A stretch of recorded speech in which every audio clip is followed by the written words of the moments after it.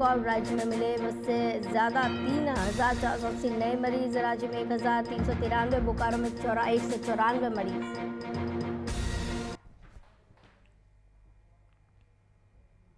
नमस्कार, VIP news में आपका स्वागत है। आपके साथ मैं हूं आस्था श्रीवास्तव। बिहार में कोरोना वायरस सारे पुराने रिकॉर्ड तोड़ने पर आमदा है। आलम यह है कि संक्रमण की दर दिन प्रतिदिन तेजी से बढ़ती जा रही है। हर दिन नए कोरोना संक्रमितों की संख्या रिकॉर्ड तोड़ रही है। तो बीते दिन पूरे राज्य में 6,133 कोरोना के नए मरीज मिले, जो अपने आप में अब तक एक दिन में मिलने वाले मरीजों की संख्या का अधिकतम आंकड़ा है।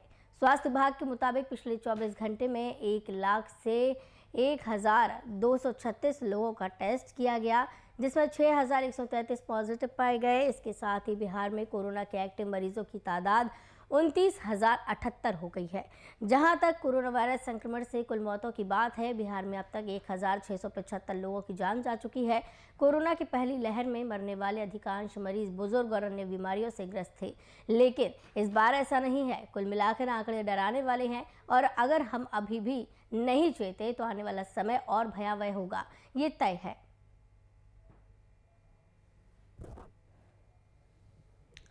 आपको बता दें कि लगातार कोरोना के आंकड़े दिन प्रतिदिन बढ़ते जा रहे हैं और नए नए रिकॉर्ड कायम करते जा रहे हैं। इसी के चलते बीते दिन 6,000 से भी ज़्यादा मरीज सामने आए हैं।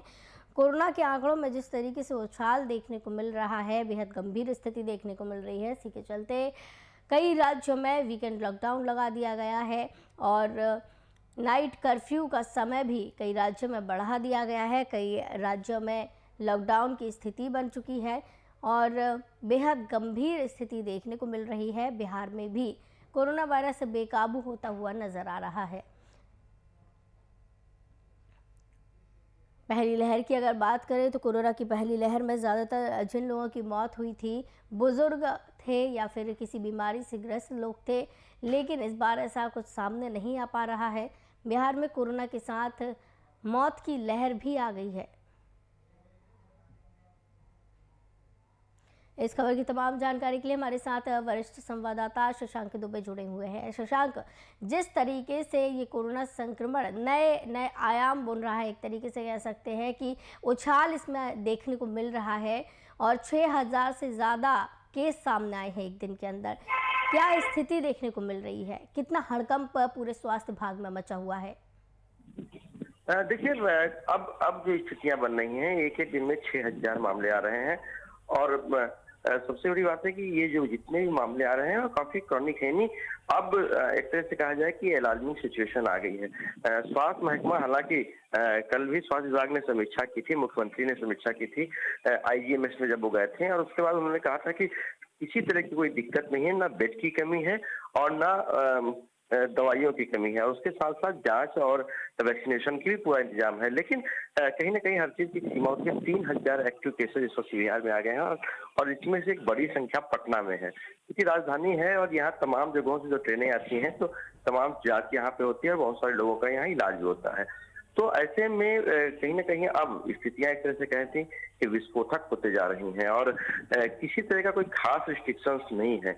यानी लोग आज भी जो सामाजिक दूरी है, सोशल डिस्टेंसिंग, उसको मेंटेन नहीं कर रहे हैं। हालांकि लोग मास्किंग पे आ गए हैं, मास्क का अधिकांश लोग पहन रहे हैं, लेकिन सोशल डिस्टेंस मेंटेन नहीं हो पा रहा है।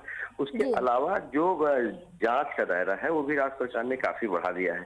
जो जांच काफी बड़ी संख्या में हो रही है, वो RT-PCR जांच बहुत हो रही है। तो इससे दिक्कत एक ये भी आ रही है कि RT-PCR जांच की टेस्ट रिपोर्ट्स काफी डिले हो रही हैं, तो लोगों को प्रॉब्लम हो रही है।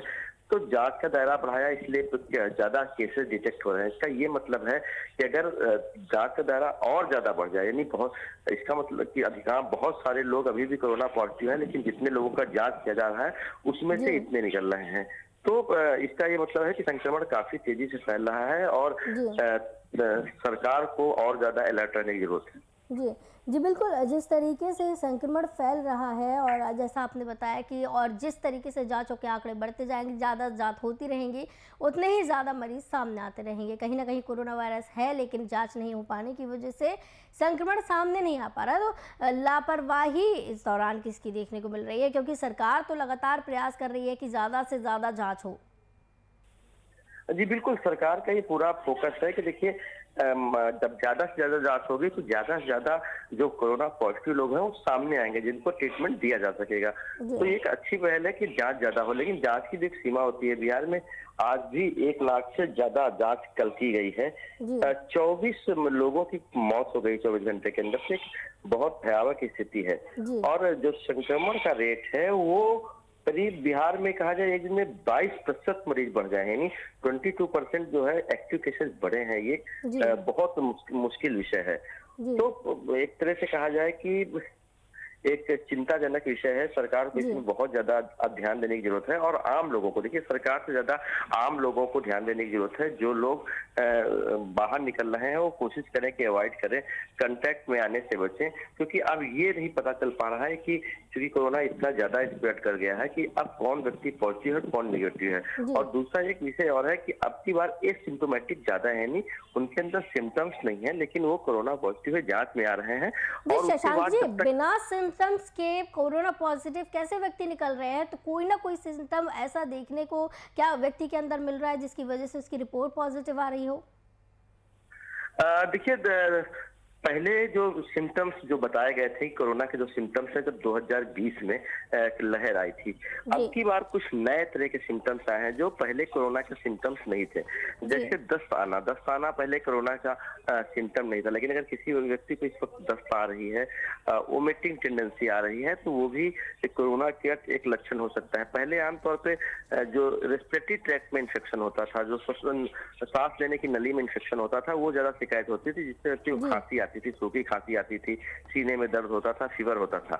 ये सिम्टम्स आज भी हैं, लेकिन बहुत सारे ऐसे लोग हैं जिनको ये सिम्टम्स बिल्कुल नहीं है, लेकिन उनको दस्त आ रही है या अन्य कोई परेशानी है, शरीर में दर्द है, हड्डी में दर्द है, तो वो भी कोरोना पॉजिटिव हो सकते हैं। कहीं कभी कभी तो कोरोना पॉजिटिव व्यक्ति को कई बार आरटीपीसीआर टेस्ट में भी वो नहीं आ पाते हैं, लेकिन जब चेस्ट का सीटी स्कैन कराया जाता है तो उनको लंग में इन्फेक्शन दिखते हैं, लंग में कहीं ना कहीं धब्बे दिखते हैं।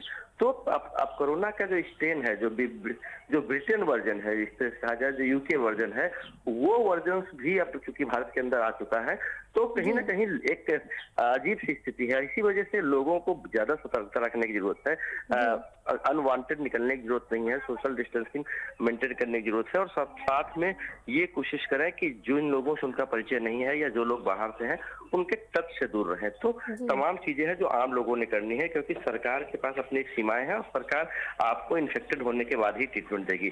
तो इन्फेक्शन से बचना सबसे महत्वपूर्ण चीज है और इस बात का आम लोगों को ध्यान रखना चाहिए। जी शशांक जी, ऐसा कई बार देखा गया है कि कुछ लोगों के मन में पॉजिटिव आने का डर रहता है कि कोरोना वायरस से वो पॉजिटिव हो जाएंगे और सिम्टम्स कुछ या तो बुखार है या सर्दी खांसी है, इसके अलावा कोई सिम्टम्स नहीं है, तो वो कोरोना जांच कराने में भी डर रहे हैं कि अगर कोरोना पॉजिटिव रिपोर्ट आ जाती है तो।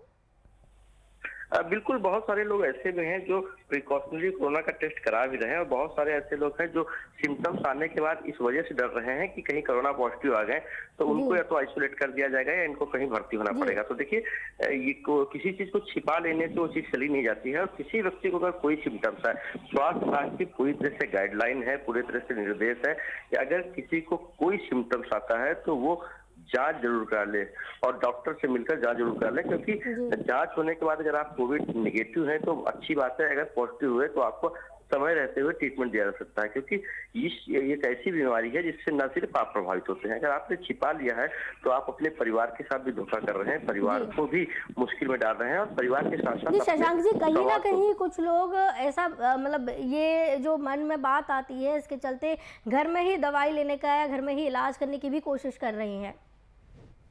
देखिए, हमने डॉक्टर से बात की थी इस विषय पे। डॉक्टर का साफ कहना है कि आप कोई भी दवा जो कि व्हाट्सएप पे या इंटरनेट पे अवेलेबल है कोरोना की, वो बिल्कुल ना लें, क्योंकि वो आपको हार्म कर सकती है। दवा बिना किसी डॉक्टर के प्रिस्क्रिप्शन के बिल्कुल ना लें। आप बहुत अगर आपको फीवर है या शरीर में दर्द है तो आप पेन किलर ले सकते हैं या पैरासिटामोल सिर्फ ले सकते हैं। विटामिन सी की और विटामिन डी की गोलियां ले सकते हैं, कॉमन है, लेकिन कोई भी ड्रग कोई भी ऐसी ड्रग जो बी शेड्यूल्ड है या जिनको बिना डॉक्टर की प्रिस्क्रिप्शन के नहीं ली जा सकती है, वो जी स्वतः न लें और बिना डॉक्टर के परामर्श के बिल्कुल न लें, क्योंकि दवाइयों के साइड इफेक्ट ज्यादा हो रहे हैं। लोग व्हाट्सएप से पढ़कर और अलग अलग इंटरनेट के माध्यम से, सोशल मीडिया के माध्यम से तमाम लोग ऐसे उतर रहे हैं जो इलाज बता रहे हैं, उनके चक्कर में बिल्कुल ना पड़े। आप वही करें जो आपके डॉक्टर कहते हैं, जो स्वास्थ्य विभाग के गाइडलाइंस है। तो जी दवा अपने आप लेना घातक है। जी जी बिल्कुल। मृत्यु दर में जिस तरीके से बढ़ोतरी हो रही है, अगर मृत्यु दर की बात की जाए जिस तरीके से हो रही है, पहली लहर में जो जिन लोगों की मौत हुई थी या तो वो किसी बीमारी से पीड़ित थे जिसके बाद उन्हें कोरोना वायरस हुआ और वो पॉजिटिव निकले, जिसके बाद उनकी कंडीशन सीरियस हुई और उनकी मौत हुई। लेकिन इस बार क्या देखने को मिल रहा है?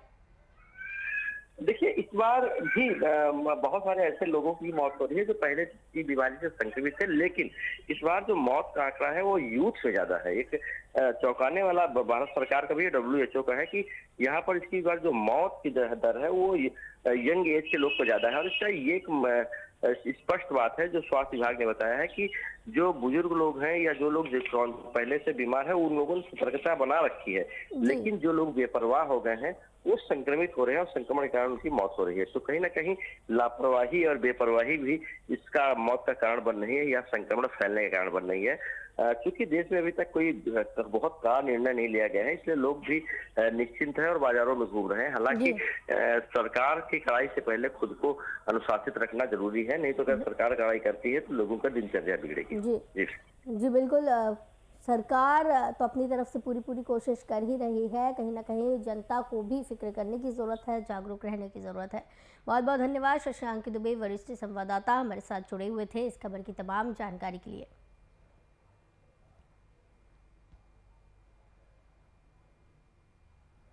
आपको बता दें कि बिहार में लगातार कोरोना बेकाबू होता हुआ नज़र आ रहा है और जिस तरीके से बिहार में कोरोना के आंकड़े बढ़ रहे हैं, चिंताजनक स्थिति पैदा करने वाली है।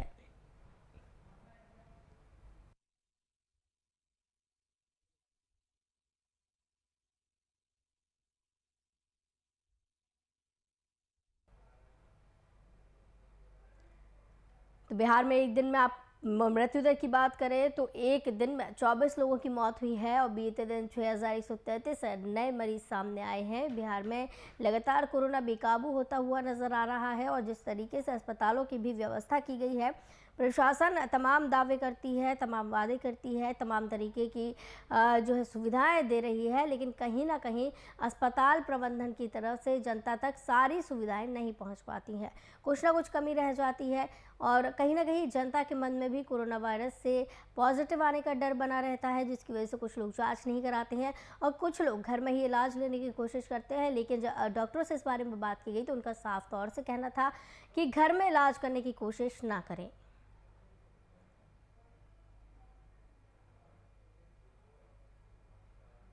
झारखंड में बीते दिन 3480 नए संक्रमित मिले। रांची में 1393, बोकारो में 194, कोडरमा में 145, धनबाद में 136, हजारीबाग में 104 नए संक्रमित मिले। अन्य जिलों में 100 से कम संख्या में नए मरीज मिले हैं। बीते दिन राज्य के कई जिले में 28 कोरोना मरीजों की मौत हुई। इनमें धनबाद की 9, रांची के पास 5, गिरिडीह और कोडरमा के 2 और गोड्डा, रामगढ़, पश्चिमी सिंहभूम में 1 मरीज शामिल है।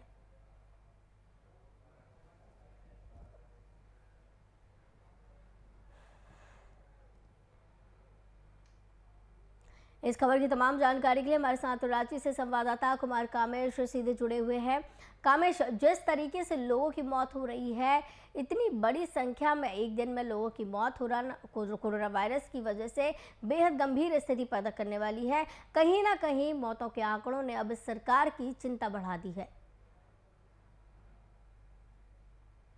हाँ बिल्कुल आस्था, देखिए जिस तरह से पूरे झारखंड में कोरोना संक्रमित मरीजों की संख्या में लगातार बढ़ोतरी देखी जा रही है, साथ ही साथ कोरोना संक्रमित मरीज जो है उनको इलाज तो समुचित मिल रहा है, लेकिन कोरोना संक्रमित मरीजों की जो मौत का दर है वो भी बढ़ता जा रहा है। अगर अकेले झारखंड की राजधानी रांची की बात की जाए तो सिर्फ रांची में कल 100 मौतें हुई है, जिसमें 48 जो है कोरोना संक्रमित मरीज थे।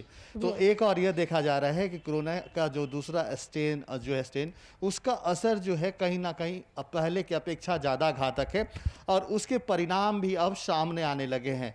लेकिन जिस तरह से परिणाम आ रहे हैं, जिस तरह से कोरोना स्ट्रेन की दूसरी लहर जो है काफ़ी खतरनाक है, उस तरह से जो तैयारियां होनी चाहिए झारखंड में, उन तैयारियों में कहीं ना कहीं कमी देखने को मिल रही है, जिसका खामियाजा ये है कि लगातार जो है राज्य में कोरोना संक्रमित मरीजों की संख्या में बढ़ोतरी हो रही है।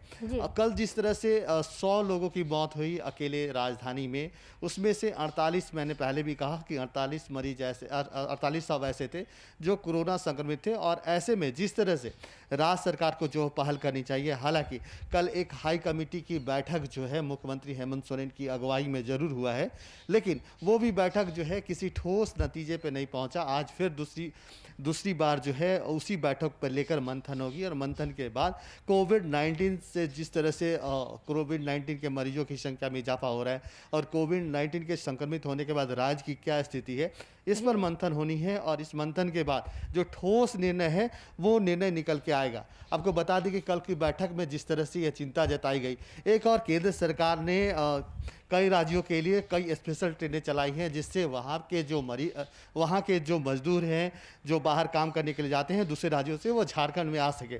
तो ऐसे भी यह देखा जा रहा है आस्था कि दूसरे राज्यों से भी जो मजदूर हैं, जो लोग बाहर कमाने के लिए गए हैं, वो लोग भी अब सीधा झारखंड की ओर रुख कर रहे हैं। तो ऐसे में कोरोना संक्रमण की जो दर है वो तो बढ़ ही रही है, लेकिन राज्य सरकार को भी इस पे चिंता होना लाजमी हो गया है। और राज्य सरकार जिस तरह से चिंतित दिख रही है उस पर कोई ठोस निर्णय आएंगे, लेकिन अभी के जो हालात हैं आस्था, वो बहुत ही चिंतनीय है। झारखंड में स्थिति जो है बदहाल होती जा रही है।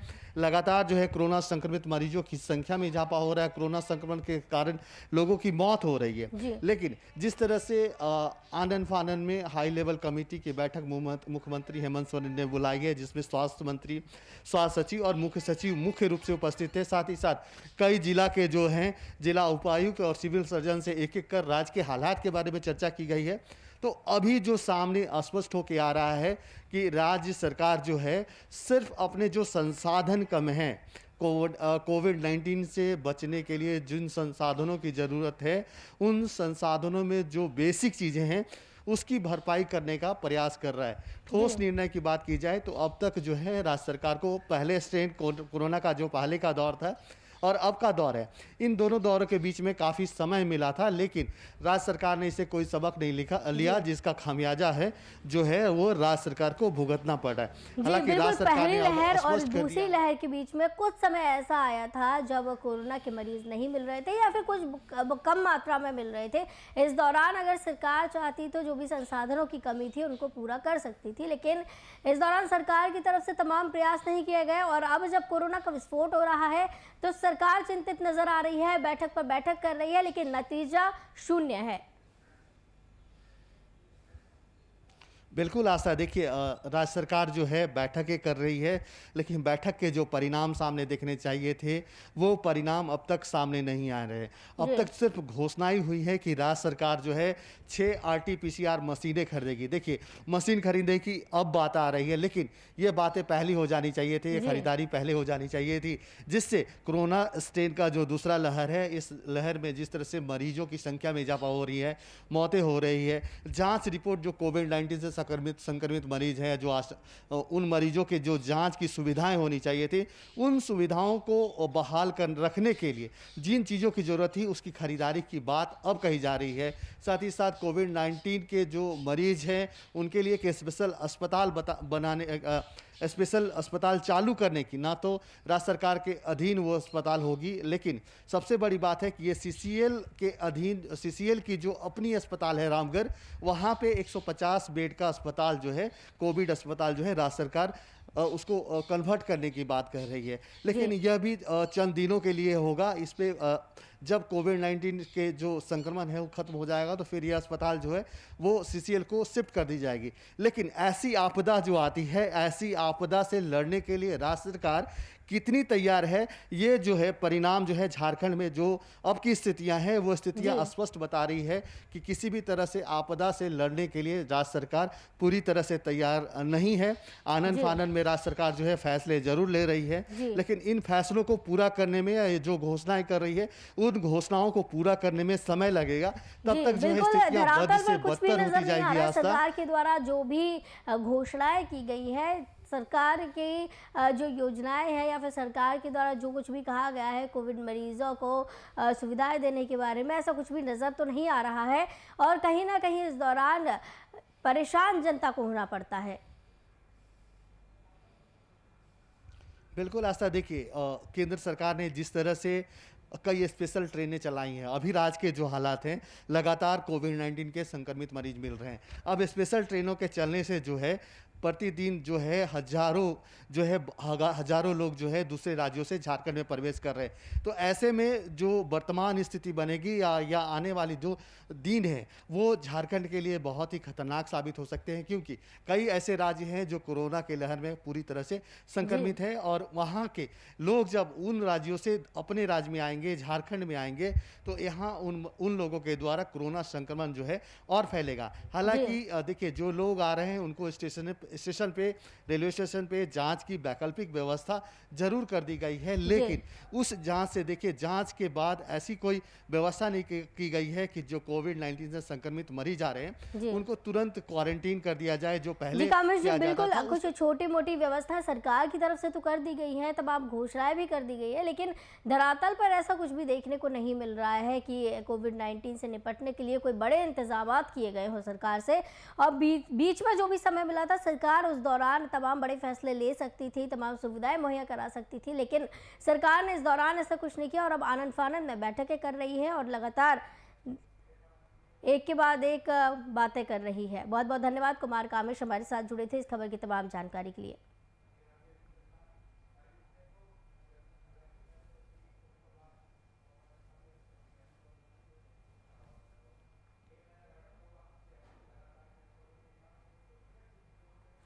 आज चैत्र नवरात्र का चौथा दिन है। इस दिन भक्त मंदिरों में नहीं पहुंच पा रहे हैं कोविड की वजह से और घर में रहकर ही पूजा पाठ कर रहे हैं। आपको बता दें कि पूरे चैत्र नवरात्र पर दूसरी बार ऐसा हुआ है जब कोरोना का कहर देखने को मिल रहा है। देखिए एक ये खास रिपोर्ट।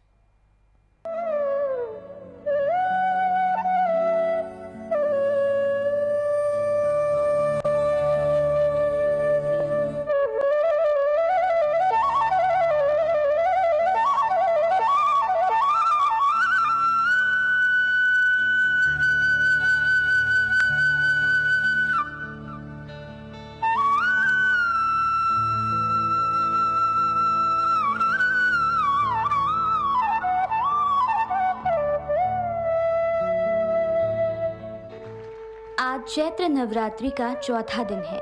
चैत्र शुक्ल चतुर्थी तिथि को चैत्र नवरात्रि का चौथा दिन कहा जाता है। चैत्र नवरात्रि की चतुर्थी तिथि को मां कुष्मांडा की विधि विधान से पूजा अर्चना की जाती है। मां कुष्मांडा की 8 भुजाएं हैं। उनकी पूजा करने से व्यक्ति के समस्त कष्टों, दुखों और विपदाओं का नाश होता है। मां कुष्मांडा को गुड़हल का फूल या लाल फूल बहुत प्रिय है, इसीलिए उनकी पूजा में गुड़हल का फूल अर्पित करें। इससे मां कुष्मांडा जल्द प्रसन्न होती हैं। मां दुर्गा ने असुरों का संहार करने के लिए कुष्मांडा स्वरूप धारण किया था। आइए जानते हैं नवरात्रि के चौथे दिन यानी मां कुष्मांडा के बारे में। असुरों का संहार करती है मां कुष्मांडा। सभी कष्टों का निवारण करता है मां का ये स्वरूप। भक्तों के आयु, यश, बल और ज्ञान देती है मां कुष्मांडा। मां कुष्मांडा को अति प्रिय है लाल रंग का फूल। मां की पूजा अर्चना से होंगी सभी मनोकामनाएं पूरी। नवरात्रि के चौथे दिन मां दुर्गा के चतुर्थ स्वरूप मां कुष्मांडा की पूजा की जाती है। माना जाता है कि जब सृष्टि में चारों ओर अंधकार था और कोई भी जीव जंतु नहीं था, तब मां ने सृष्टि की रचना की थी और इसी कारण उन्हें कुष्मांडा देवी के नाम से भी जाना जाता है। इनकी 8 भुजाएं हैं, इसीलिए इनको अष्टभुजा भी कहा जाता है। ये अपनी भुजाओं में कमल, कमंडल, अमृत कलश, धनुष, बाण, चक्र और गदा धारण करती हैं। वहीं एक भुजा में माला धारण करती हैं और सिंह की सवारी भी करती हैं। आदि शक्ति दुर्गा का ये स्वरूप भक्तों को सुख प्रदान करने वाला है। आज के दिन पहले मां का ध्यान मंत्र पढ़कर उनका आह्वान किया जाता है और फूल मंत्र पढ़कर उनकी आराधना की जाती है। मां कुष्मांडा की उपासना से भक्तों के सारे रोग शोक मिट जाते हैं और इनकी भक्ति और आराधना से आयु, ज्ञान, यश और बल की वृद्धि होती है। देवी भागवत पुराणों के अनुसार नवरात्रि के चौथे दिन देवी के चौथे स्वरूप माता कुष्मांडा की पूजा की जाती है। माता का ये स्वरूप देवी पार्वती के विवाह के बाद से लेकर संतान कुमार कार्तिकेय के बीच का है। कहा जाता है कि संतान की इच्छा रखने वाले लोगों को देवी के स्वरूप की पूजा अर्चना की जानी चाहिए, तो करें मां के इस स्वरूप की आराधना और पाएं यश, कीर्ति और बल। Bureau report, VIP news.